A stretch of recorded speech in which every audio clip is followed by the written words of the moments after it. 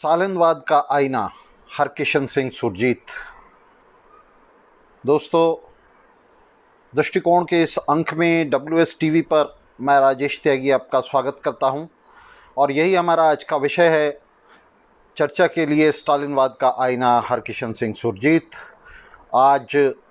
स्टालिनवाद की सबसे बड़ी पार्टी CPM के इस सबसे बड़े नेता हरकिशन सिंह सुरजीत की वर्षगांठ है, उनकी बरसी है, उनके मृत्यु की वर्षगांठ है और इस पर हम चर्चा कर रहे हैं हरकिशन सिंह सुरजीत के व्यक्तित्व पर, उनके कार्यों पर, उनके राजनीतिक जीवन पर। और ख़ास तौर से हमने इस विषय को चुना है। हमने कहा है कि हरकिशन सिंह सुरजीत का पूरा व्यक्तित्व, उनका जीवन वृत्तांत स्टालिनवादी अवसरवादियों का आईना था, स्टालिनवाद का आईना था, जिसके अंदर हम स्टालिनवादियों ने दशकों दशक और लगभग एक शताब्दी में जितने अपराध किए थे, जितने पाप किए थे मजदूर वर्ग के प्रति, क्रांति के प्रति, समाजवाद के प्रति,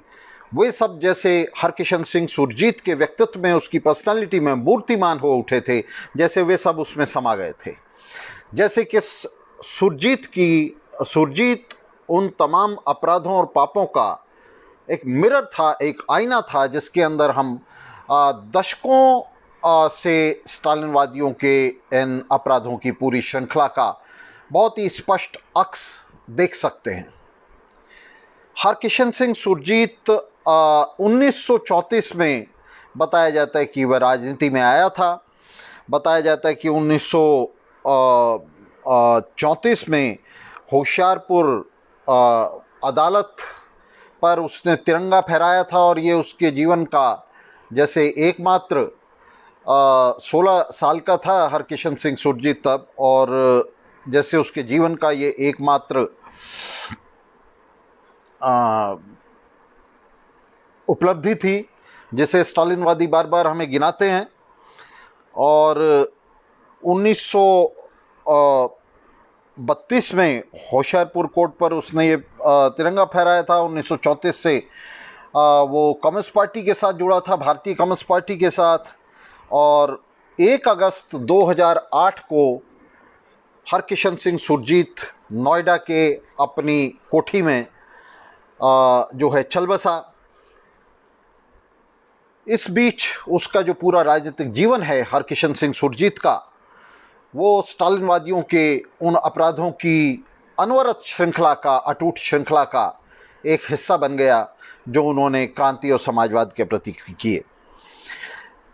हरकिशन सिंह सुरजीत अपने जीवन भर यह दावा करता रहा कि वह भगत सिंह और उसकी शहादत से प्रेरणा लेता है, उससे प्रेरित है, जबकि उसका पूरा जीवन वृत्तांत, उसका पूरा राजनीतिक इतिहास भगत सिंह के ठीक विपरीत रहा, ठीक उसके उलट रहा। किसी भी तरह की बलिदानी परंपरा से हरकिशन सिंह सुरजीत का कोई नाता नहीं रहा। हरकिशन सिंह सुरजीत ने अपने जीवन में एलिट वर्ग के साथ अपने बहुत ही निकट संबंध बनाए रखे और भारत में समाजवादी आंदोलन की पीठ में छुरी घोंपने में, समाजवादी आंदोलन को धूलिधूसरित करने में हरकिशन सिंह सुरजीत का विशेष योगदान रहा।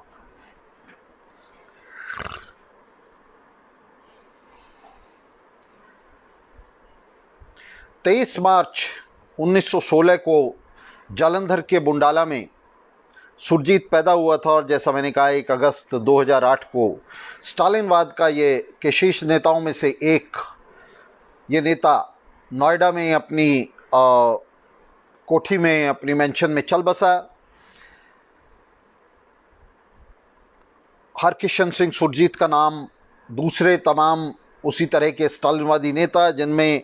सुंदरैया, नंबूद्रीपाद, गोपालन, दासगुप्ता, बासव पुनैया से लेकर ज्योति बसु, करात और येचुरी तक के तमाम अवसरवादियों का एक पूरा टोला रेला शामिल है। उनमें से ही हरकिशन सिंह सुरजीत एक नेता था जो कम्युनिस्ट पार्टी के अंदर उस समय शामिल हुआ 1934 में भारत की कम्युनिस्ट पार्टी में शामिल हुआ, जिस समय वह एकीकृत कम्युनिस्ट पार्टी थी। और ये कम्युनिस्ट पार्टी स्टालिन के नेतृत्व वाले तीसरे इंटरनेशनल के साथ जुड़ी हुई थी। और ये उस समय राजनीति में हरकिशन सिंह सुरजीत आया था, जिस समय 1934 में, जिस समय स्टालिन का पूरी तरह से प्रभुत्व तीसरे इंटरनेशनल पर हो गया था और सीपीआई पूरी तरह से स्टालिन के प्रभुत्व वाले उस तीसरे इंटरनेशनल के साथ जुड़ी हुई थी। इसलिए हरकिशन सिंह सुरजीत का जो पूरा राजनीतिक जीवन है वो स्टालिनवाद की इस छाया में पला बढ़ा और पनपा था। और हरकिशन सिंह सुरजीत, जैसा हमने कहा कि स्टालिनवादियों की इस राजनीति का, स्टालिनवाद के इस कार्यक्रम का, स्टालिनवादी इंटरनेशनल का और सीपीआई का मूर्तिमान रूप था। 1934 में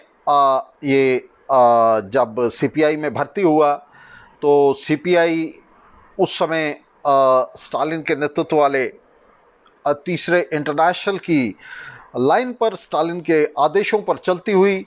पूरी तरह से एक नपुंसक पार्टी बन चुकी थी। एक ऐसी पार्टी बन चुकी थी जो भारत के स्वतंत्रता संग्राम से अपने को धीरे धीरे अलग कर रही थी।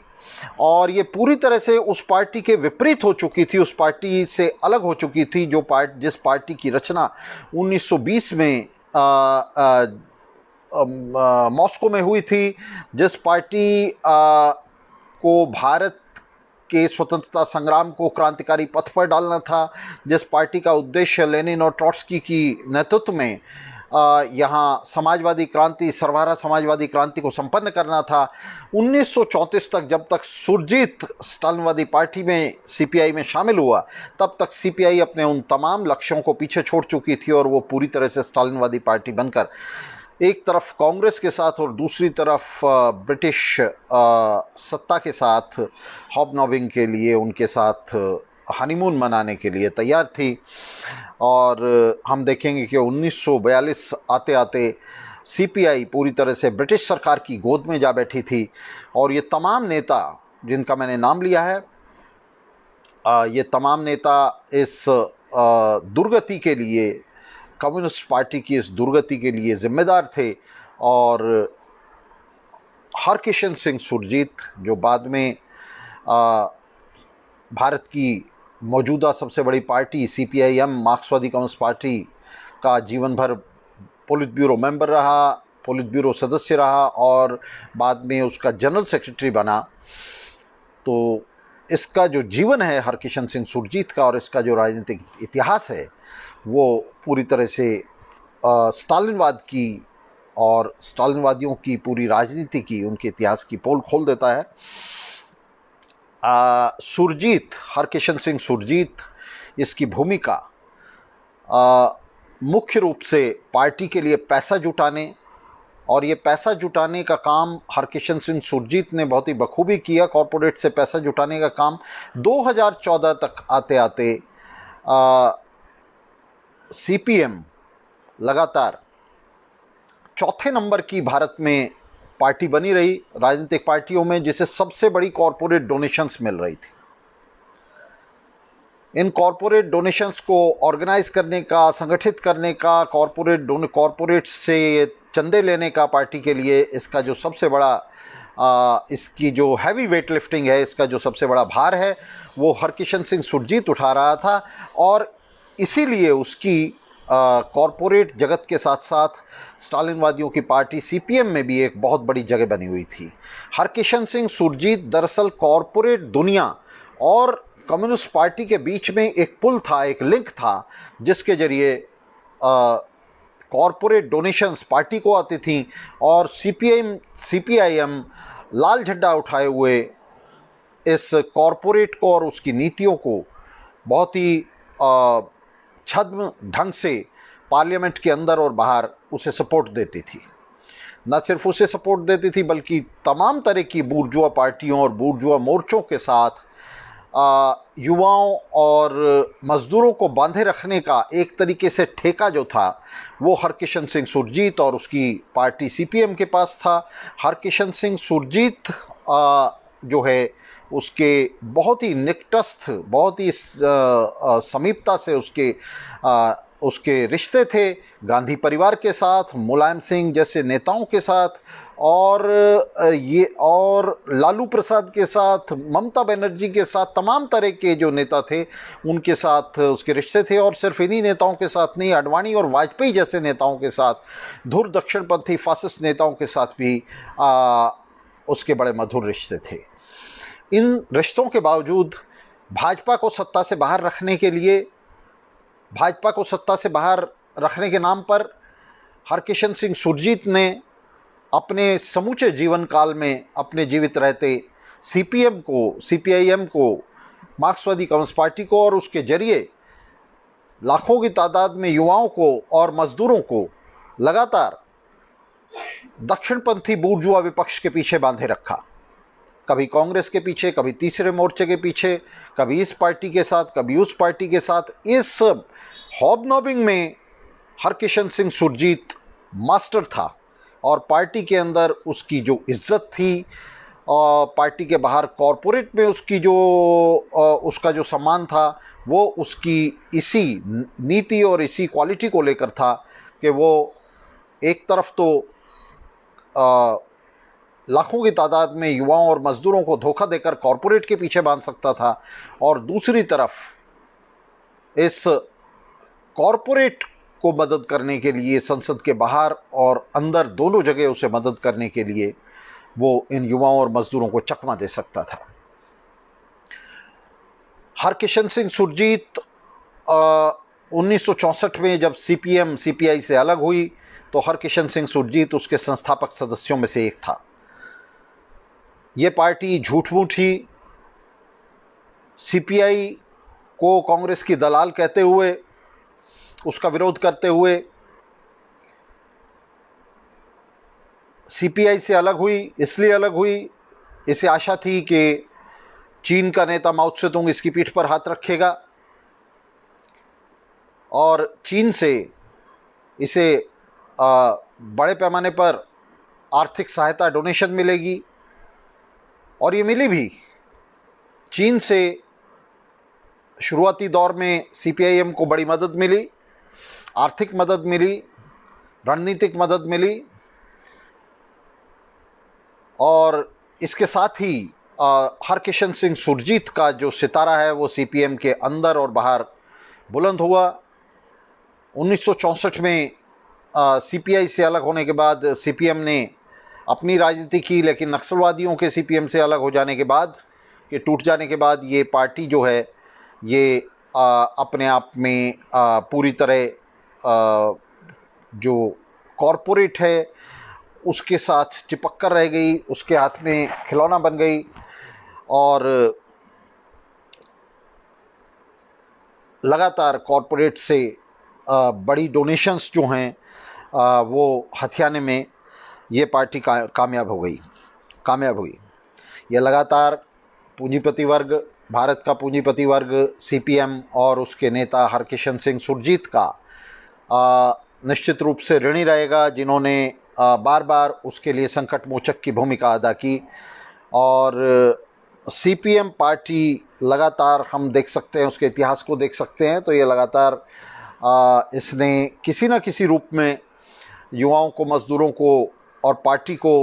जो है कॉरपोरेट पार्टियों के पीछे,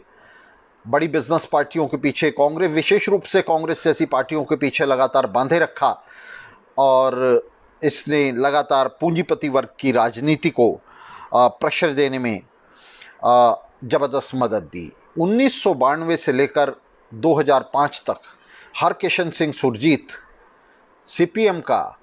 जनरल सेक्रेटरी बना रहा। पोलित ब्यूरो सदस्य तो वो लगातार ही बना रहा। 1992 में वो जनरल सेक्रेटरी बना और उसके बाद लगातार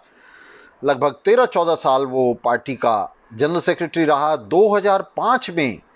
हरकिशन सिंह सुरजीत का सितारा डूब गया, क्योंकि उसने चंडीगढ़ में अपने पोते संदीप की जब शादी की, तो उस शादी में, वो शादी चंडीगढ़ की तब तब तक की 2005 नवंबर 2005 में शादी हुई, तब तक की सबसे महंगी शादी थी, जिसके अंदर 250 कैटरर बुलाए गए थे, 1500 परिवारों को न्योता दिया गया था, जिनमें देश के वीवीआईपी परिवार शामिल थे, बड़े कॉरपोरेट शामिल थे, बड़े राजनेता शामिल थे, बड़े बड़े जो है आला अफसर शामिल थे, और उसमें साधारण लोगों को बाहर रखा गया था और पूरा चंडीगढ़ जैसे पुलिस छावनी में बदल दिया गया था उस समय, जिसके अंदर पुलिस के भारी बंदोबस्त के बीच में पूरे शहर के अंदर ये शादी हुई थी। और जैसा मैंने कहा, इसमें 250 शेफ़ बुलाए गए थे, दिल्ली से बैंड पार्टियां बुलाई गई थी, और चंडीगढ़ में एग्रीकल्चर यूनिवर्सिटी जो है, पंजाब एग्रीकल्चर यूनिवर्सिटी, उसके फुटबॉल ग्राउंड में हेलीपैड बनाया गया था हेलीकॉप्टर्स उतरने के लिए, जिसके अंदर पूर्व प्रधानमंत्री देवगौड़ा और तत्कालीन पंजाब के मुख्यमंत्री अमरिंदर सिंह की पत्नी प्रणीत कौर और तमाम तरह के बड़े बड़े राजनेता उस शादी में शामिल हुए थे, और जिसके अंदर बहुत ही महंगे गिफ्ट्स का आदान प्रदान हुआ था। और सबसे मज़े की बात यह है कि इस शादी से कुछ ही दिन पहले जो है लुधियाना में जनवादी महिला समिति ने, पंजाब की जनवादी महिला समिति ने, जो सीपीएम की महिला शाखा है, उसने एक प्रस्ताव पास किया था जिसमें महंगी शादियों की निंदा की गई थी और लोगों से आह्वान किया गया था कि वे शादियों पर ज़्यादा खर्च ना करें, सस्ती शादियां करें। तो ये जो नौटंकी थी जनवादी महिला समिति की, ये पूरी तरह से हरकिशन सिंह सुरजीत की इस शादी ने इसकी धज्जी उड़ा दी थी। पूरी तरह से सीपीएम का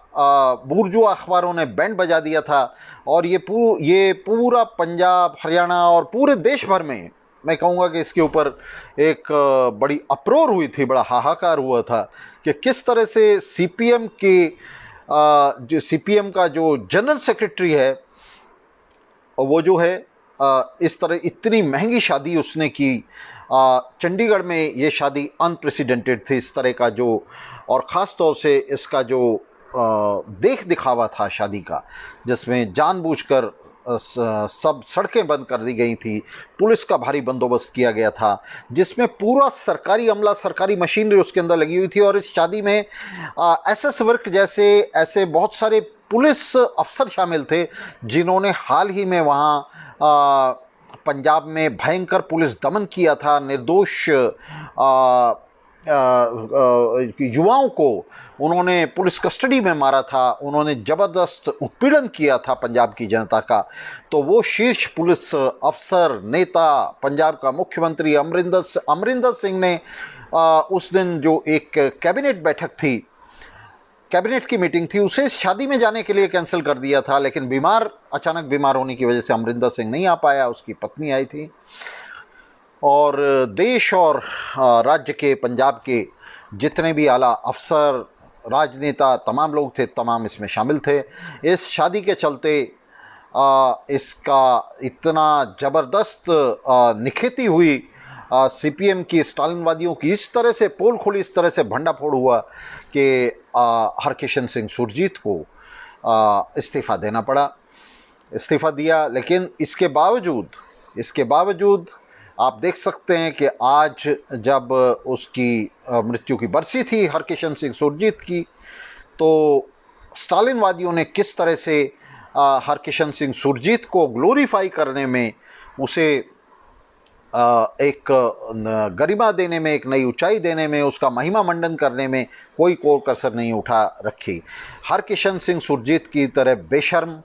बेहया और बेलिहाज ये स्टालिनवादी नेता और कार्यकर्ता अपने इन घृणित नेताओं की, इन रंगे सियारों की इसी तरह से महिमा मंडन करते हैं, और क्रांति और समाजवाद के शानदार नेताओं लियोन ट्रॉट्स्की जैसे नेता पर ये कीचड़ उछालते हैं, हम ट्रॉट्स्कीवादियों पर कीचड़ उछालते हैं, और ये धोखेबाज जो जिस किसी तरह से अपने आप को सर्वहारा शिविर के अंदर, वाम शिविर के अंदर घुसपैठ करके उस पर कब्जा किए हुए हैं, उस पर अपना नियंत्रण बनाए हुए हैं बुर्जुआजी के सहयोग से, बुर्जुआ पार्टियों के सहयोग से, कॉरपोरेट दुनिया के सहयोग से। तो ये एक तरह से इस शिविर के अंदर बुर्जुआजी के पूंजीपति वर्ग के घुसपैठिए हैं, ये उसके लिए काम कर रहे हैं, संसद के अंदर भी और संसद के बाहर भी। इनका पूरा कार्यक्रम, जिसे ये यहाँ राष्ट्रीय जनवाद का कार्यक्रम बताते हैं, जिसे ये नेशनल डेमोक्रेसी का कार्यक्रम बताते हैं, ये पूरा कार्यक्रम बुर्जुआजी का पूंजीवाद का कार्यक्रम है, उसकी पूंछ है, उसकी दुम है। ये पूंजीपति वर्ग के लिए काम करते हैं और उसके संकट मोचक हैं। जब जब भी पूंजीपति वर्ग के लिए उसके लिए संकट पैदा होता है, किशन सिंह सुरजीत की अगर कोई उपलब्धि थी, अगर उसने कोई काम किया, तो उसने ये किया कि जब जब भी बुर्जुआ दक्षिणपंथी बुर्जुआ सरकारें संकट में आई, तो उसने भाजपा के नाम का हो हल्ला मचाकर उन सरकारों को समर्थन देने के लिए, उन सरकारों को सत्ता में बनाए रखने के लिए, उन्हें सत्ता में पहुंचाने के लिए युवाओं और मजदूरों को कालीन की तरह नीचे बिछा दिया, उन्हें सीढ़ी की तरह इस्तेमाल किया।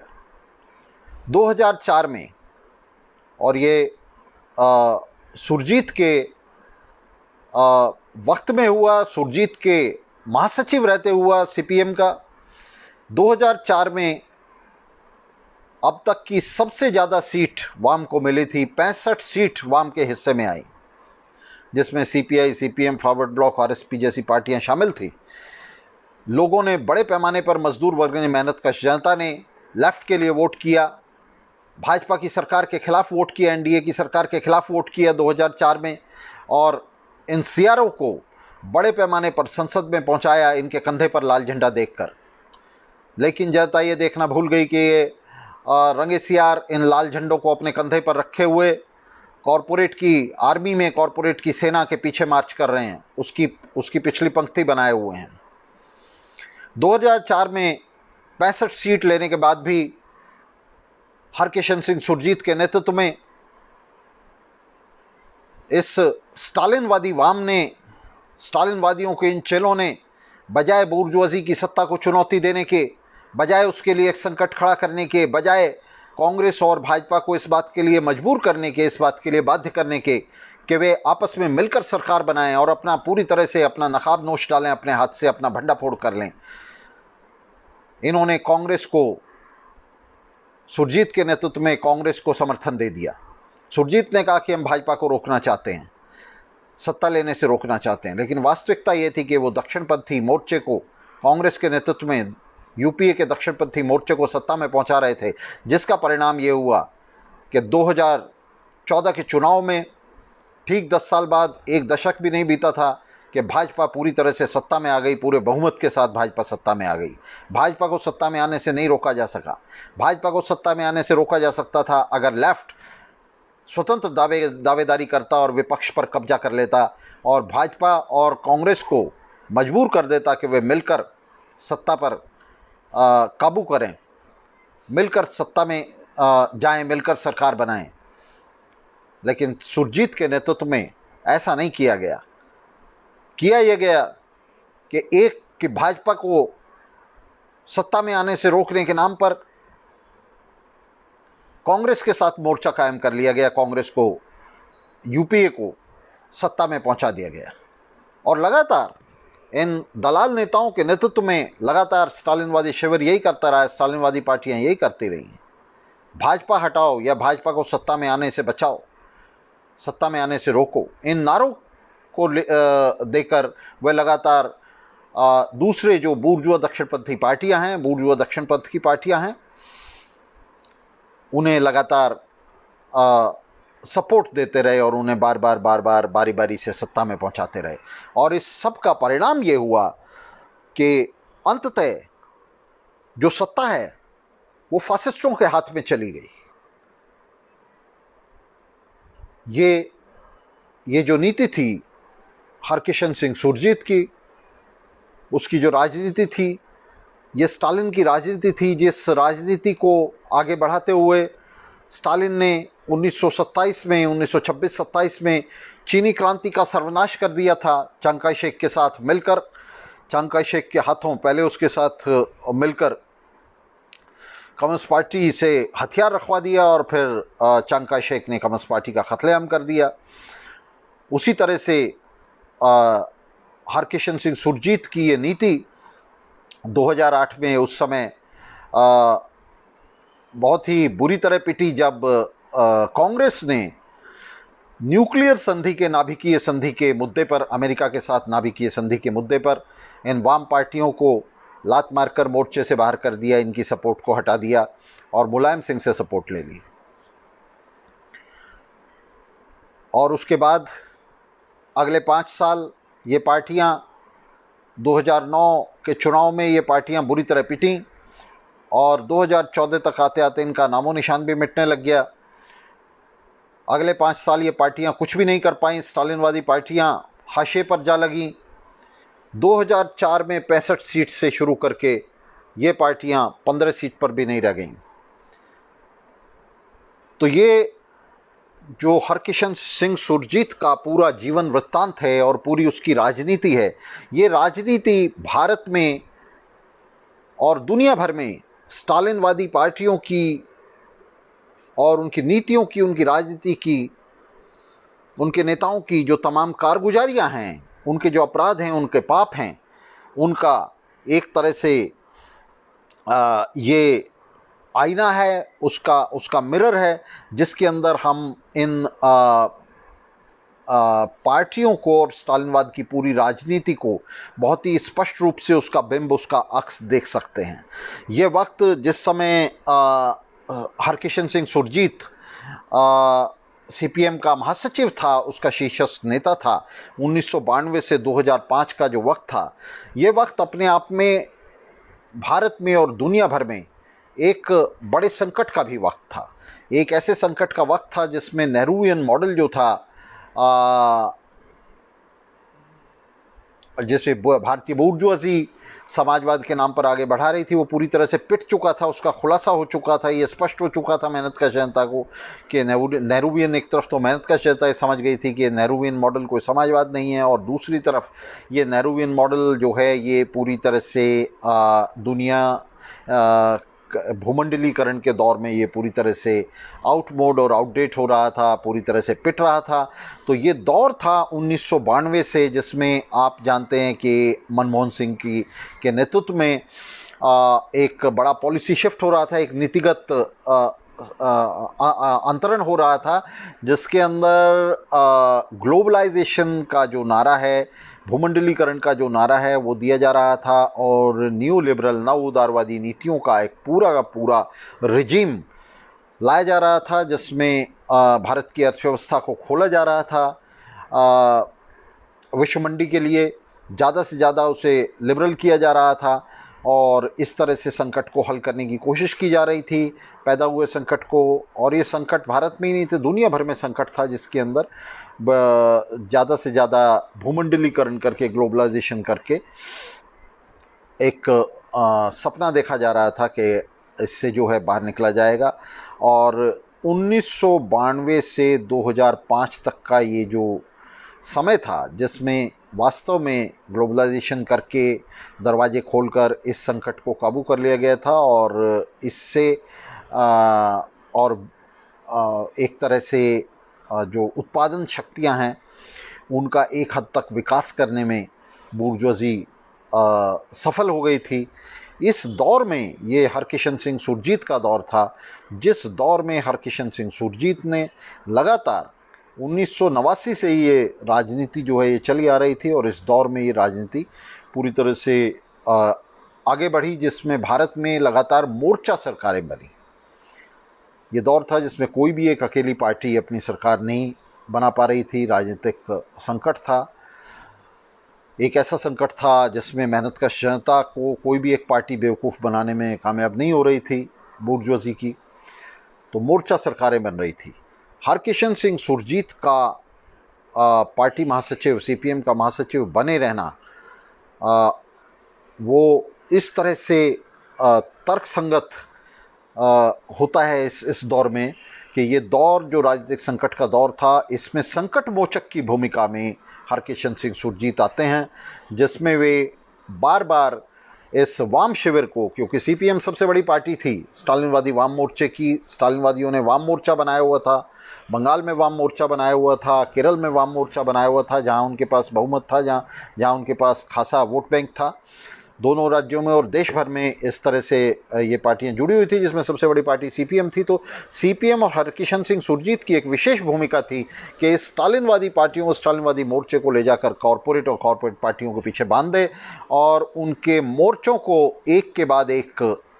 सत्ता में लाने के लिए, सत्ता में बनाए रखने के लिए अपनी भूमिका निभाए। इस बीच में अगर कांग्रेस के नेतृत्व में जो है बूर्जुआजी की सत्ता कायम रही, टिकी रही, तो वो इसलिए कि हरकिशन सिंह सुरजीत के नेतृत्व में सीपीएम और सीपीएम के नेतृत्व में स्टालिनवादी वाम मोर्चे ने युवाओं और मजदूरों के हाथ पीछे बांधे रखे, उन्हें कांग्रेस की सरकार के खिलाफ कोई भी कारगर लड़ाई नहीं लड़ने दी। एक तरह का गुप्त समझौता कांग्रेस के साथ हरकिशन सिंह सुरजीत के नेतृत्व में सीपीएम का और सीपीएम के नेतृत्व में वाम मोर्चे का लगातार बना रहा, जिसके अंदर वे कांग्रेस के साथ कभी गुप्त रूप से और कभी खुले रूप से लगातार चिपके रहे और कांग्रेस के निज़ाम के खिलाफ, एक ऐसे निज़ाम के खिलाफ जो नव उदारवादी नीतियों के जरिए मजदूरों पर लगातार हमला कर रहा था, जिसकी नीतियां मजदूरों मेहनत कशों की, उनके हितों की धज्जियां उड़ा रही थी, उन हमलों के खिलाफ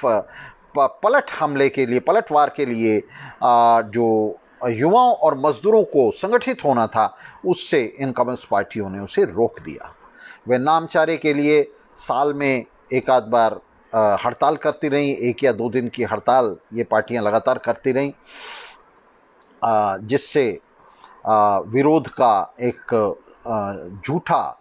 अक्स जो है, झूठा चेहरा जो है वो बनाए रखा जाए, जिससे ये कहा जा सके कि हम देखिए हम तो विरोध कर रहे हैं, लेकिन वास्तव में ये कोई विरोध नहीं कर रहे थे, किसी भी तरह की कोई वास्तविक राजनीतिक चुनौती कांग्रेस की सरकारों को नहीं दे रहे थे। और इसका परिणाम ये हुआ कि कांग्रेस की सरकारें जैसे जैसे ये भ्रष्ट और कॉरपोरेट परस्त सरकारें, निवेशक परस्त सरकारें, बैंकर्स की और बड़े पूंजीपतियों की, बड़े बिजनेस की सरकारें जैसे जैसे मेहनतकश जनता की नज़र में तिरोहित होती गई, फांसीवाद का झंडा ऊपर होता गया और आखिर में फांसीवादी भाजपा जो है वो सत्ता में आ गई। सत्ता में आने के बाद अपनी कुनीतियों की वजह से 2004 में वो फिर से गिरी। 1999 में एनडीए की सरकार बनी थी और 2004 में सरकार का फिर से पतन हुआ और उस पतन के बावजूद उसका कोई लाभ मेहनतकश जनता को, क्रांति को, समाजवाद को, क्रांतिकारी संघर्ष को नहीं पहुंच सका, क्योंकि हरकिशन सिंह सुरजीत और उसकी पार्टी की जो नीति थी कि किसी भी तरह से युवाओं और मजदूरों को किसी भी बहाने, किसी भी जो है झांसे में लेकर उन्हें कांग्रेस और दूसरे दक्षिणपंथी मोर्चों के पीछे बांध के रखा जाए, उसने पूरे क्रांतिकारी आंदोलन का सर्वनाश कर दिया। इस सर्वनाश का शीर्ष नेता हरकिशन सिंह सुरजीत तो चल बसा, लेकिन उसके पीछे एक पूरी विरासत है और ये पूरी जो विरासत है हरकिशन सिंह सुरजीत की, ये दरअसल स्टालिनवाद की विरासत है भारत में। हरकिशन सिंह सुरजीत अपने पीछे जो कुछ छोड़ के गया है, उसका जो जीवन वृत्तांत है, उसका जो इतिहास है, उसकी जो राजनीति है, वो भारत में स्टालिनवादियों की राजनीति है। स्टालिनवादियों का शीर्ष नेता था, वो कोई कार्यकर्ता नहीं था, कोई छोटा मोटा नेता नहीं था, बल्कि भारत में जो सबसे बड़ी स्टालिनवाद की पार्टी है और स्टालिनवादियों का एक पूरा मोर्चा था, वाम मोर्चा था। आज भी आप देखते हैं इस वाम मोर्चे की पार्टियां तो जो हैं सो हैं ही, जो हरकिशन सिंह सुरजीत के नेतृत्व में जो है लगातार काम करती रहीं। और पार्टियां, दूसरी पार्टियां, स्टालिनवादियों की छोटी छोटी पार्टियां आज पैदा हो रही हैं, जो अपने आप को जो है मार्क्सिस्ट लेनिनिस्ट पार्टियां कहती हैं, जो अपने आप को जो है इन पार्टियों की जो है सतही आलोचना भी करती हैं। वो सबसे बड़ा हमला हम ट्रॉट्स्कीवादियों पर बोलते हैं, वर्कर्स सोशलिस्ट पार्टी पर बोलते हैं। हरकिशन सिंह सुरजीत की जो है आज बरसी थी, आज एक भी पार्टी या ग्रुप ने हरकिशन सिंह सुरजीत का भंडाफोड़ नहीं किया। इनमें से एक भी पार्टी या ग्रुप ने हरकिशन सिंह सुरजीत के इस चरित्र पर, उसके राजनीतिक चरित्र पर, उसके व्यक्तिगत चरित्र पर, उसके व्यक्तित्व पर कोई रोशनी नहीं डाली, उसके बारे में कुछ नहीं कहा। उसकी तस्वीरें छाप कर स्टालिनवादी आज भी ताली पीट रहे हैं और पिछले इतने सालों से लगातार ताली पीट रहे हैं। हरकिशन सिंह सुरजीत को मरे 12 बरस हो चुके हैं, 12 वर्ष गुजर चुके हैं हरकिशन सिंह सुरजीत को मरे हुए, लेकिन हरकिशन सिंह सुरजीत की जो विरासत है वो उसी तरह से कायम है। सुरजीत स्टालिनवाद अपने आप में मार्क्सवाद के पतन का नाम था और इस स्टालिनवाद का भी लगातार पतन होता गया। बासो पुनैया जैसे नेताओं से लेकर, रणदीवे जैसे नेताओं से लेकर भी आगे सुरजीत तक हमने देखा कि इस तरह के नेता जिन्होंने खुल्लम खुल्ला बूर्जुआ पार्टियों के साथ, कॉरपोरेट के साथ सांठगांठ की हुई थी, वे इन पार्टियों के शीर्ष पर बैठे थे। और आज भी ये जो नेता इन पार्टियों के शीर्ष पर बैठे हुए हैं, येचुरी जैसे नेता, प्रकाश करात जैसे नेता, तो ये तमाम नेता वे नेता हैं जो कॉरपोरेट के साथ उसी तरह से सांठगांठ किए हुए हैं जिस तरह से हरकिशन सिंह सुरजीत ने की थी। आज भी ये सुरजीत को इस बात के लिए उसकी राजनीति की आलोचना नहीं करते, उसके पूरे चरित्र और जीवन वृत्तांत की आलोचना नहीं करते। आज भी आप इनसे पूछेंगे तो ये कहते हैं कि हाँ, हरकिशन सिंह सुरजीत ने ये चंडीगढ़ में ये शादी करके, ये प्रदर्शन करके अच्छा नहीं किया था दौलत का। हम ये पूछना चाहते हैं कि हरकिशन सिंह सुरजीत के पास ये इतनी बड़ी जो दौलत का अंबार है, ये आया कहाँ से? हरकिशन सिंह सुरजीत कोई बिजनेस नहीं करता था, हरकिशन सिंह सुरजीत कोई नौकरी नहीं करता था, तो उसके पास ये दौलत का अंबार आया कहाँ से? ये तमाम जो स्टालिनवादी नेता हैं, जो मजदूरों, युवाओं और मेहनतकश जनता से इकट्ठे किए हुए, गरीब से गरीब लोगों से इकट्ठे किए हुए चंदों पर पलते हैं, इनके बच्चे विदेशों में शिक्षा लेते हैं, विदेशों में ये अपने इलाज कराते हैं। और लग्जरी, जिस किस्म की लग्जरी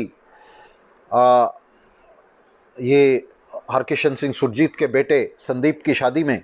नवंबर 2005 में सामने आई, ये आंखें खोल देने वाली थी। और जो इनके परिवार के निकटस्थ लोग थे, उन्होंने बूर्जुआ अखबारों को उस समय बयान दिए थे कि हमारे लिए कोई आश्चर्य की बात नहीं है, क्योंकि सुरजीत परिवार के जितने भी आयोजन होते थे, जितने भी कार्यक्रम होते थे, वो इसी तरह से लग्जरी में होते थे। बताया जाता है कि इस शादी में स्कॉच, विस्की और तमाम दूसरी दारू जो है, शराब जो है, वो पानी की तरह बही गई थी। वहाँ बड़े पैमाने पर चिकन, फिश और ये और वो सब जितने भी तरह की लग्जरी है, वो सब इकट्ठा की गई थी। 56 तरीके के बताते हैं कि नॉन वेज, गैर शाकाहारी, मांसाहारी व्यंजन बनाए गए थे। शाकाहारी व्यंजन उससे भी बड़ी तादाद में बने थे। तो इतना बड़ा जो आयोजन है, ये सवाल ये नहीं है कि उसने ये प्रदर्शन किया। प्रदर्शन तो तभी करेगा जब उसके पास जो है ये अंबार होगा। ये अंबार ऐसे ही नहीं लगा था। सरकारें बनाने और गिराने के लिए,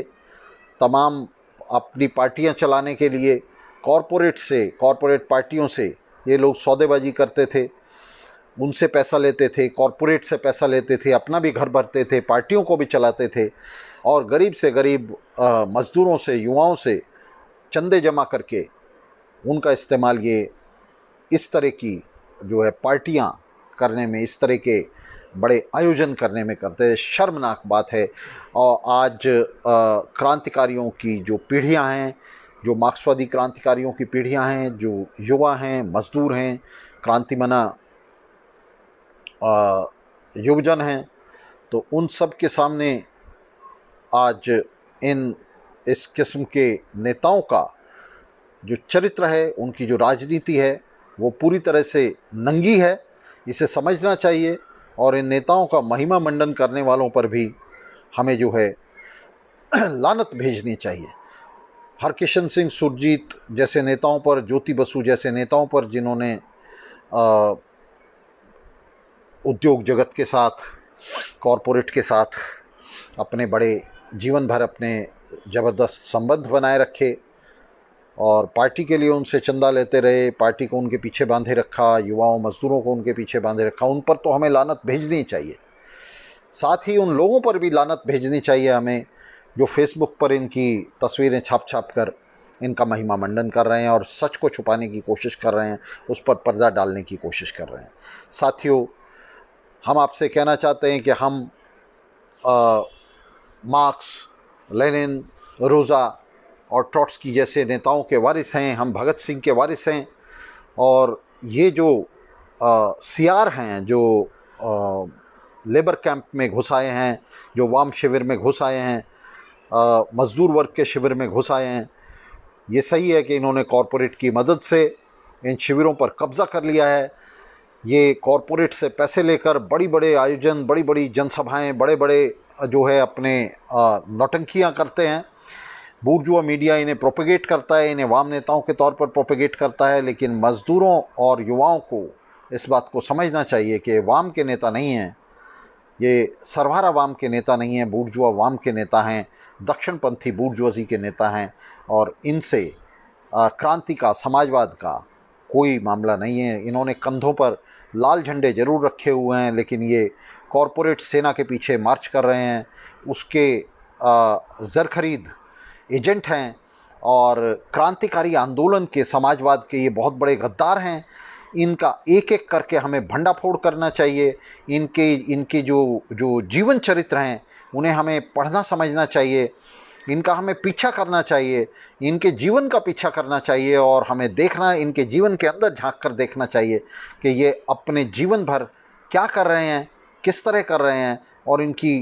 कुल गतिविधियां और राजनीति है क्या।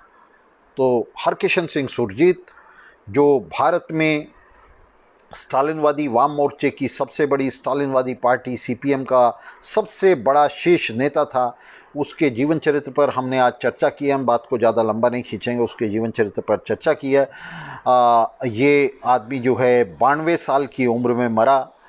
और अपने इस 92 साल की उम्र में, 92 ईयर्स, 92 साल की उम्र में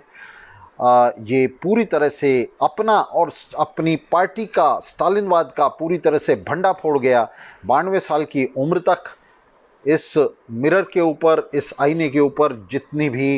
इन्होंने जो है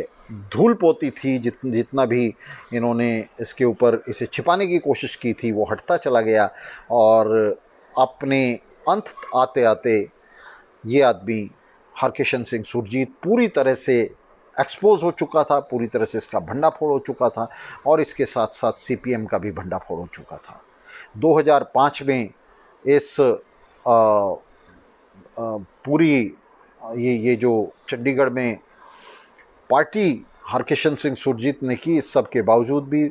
सीपीएम पार्टी ने ना तो हरकिशन सिंह सुरजीत को पार्टी से बाहर किया, ना ही उसके खिलाफ जो है कोई कार्रवाई की, ना कोई इन्वेस्टिगेशन की कि उसके पास इतना पैसा कहाँ से आया।